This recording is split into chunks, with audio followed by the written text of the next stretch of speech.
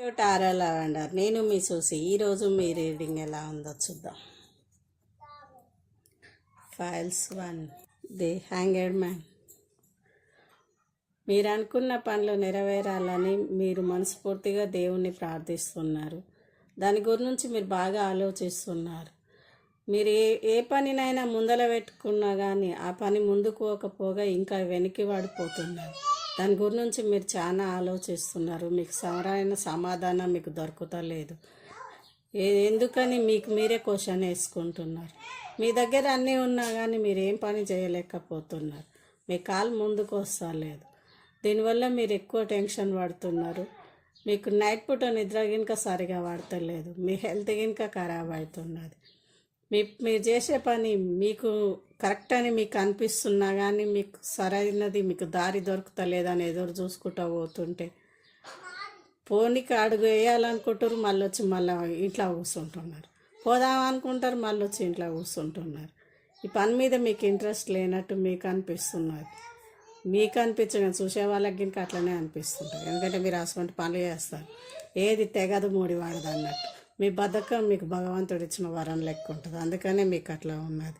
మీరు దేన్నైనా కానీ దేవునికి దండం పెట్టుకొని పొద్దుగాల లేచి మీకు ఇష్టదైవానికి దండం పెట్టుకొని పని ముందర చేయండి. పోండి, ముందు అడిగేయండి. మీరు అనుకున్న పనులు నెరవేరుతాయి. దాని గురించి ఎక్కువగా ఆలోచించకండి. మీ హెల్త్ ఖరాబ్ చేసుకోకండి. Okay, thank you. ఫైల్స్ 2.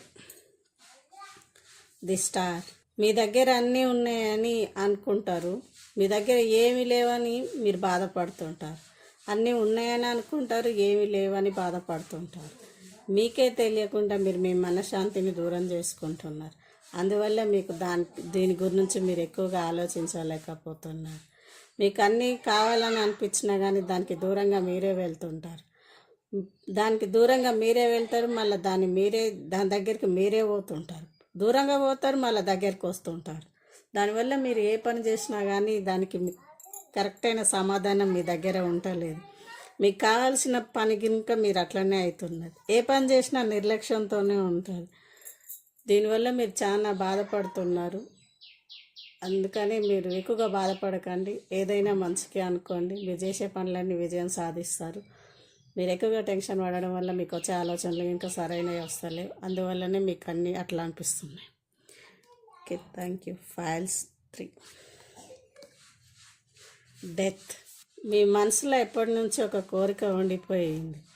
దానివల్ల మీరు ఎంత దూరమైనా కానీ పరిగెడుతున్నారు. మీరు పరిగెత్తడమే మీ జీవిత లక్ష్యం అయిపోయినట్టుంది. అందువల్లనే పరిగెడుతుంటారు. మీ కాలు ఒక కాడ నిలకడగా ఉండదు. మీరు చేసే పని గినక అట్లనే ఉంటుంది. అన్ని మంత్రాలు చదివినట్టు ఆడ ఈడ మంత్రాలు చదువుతుంటారు.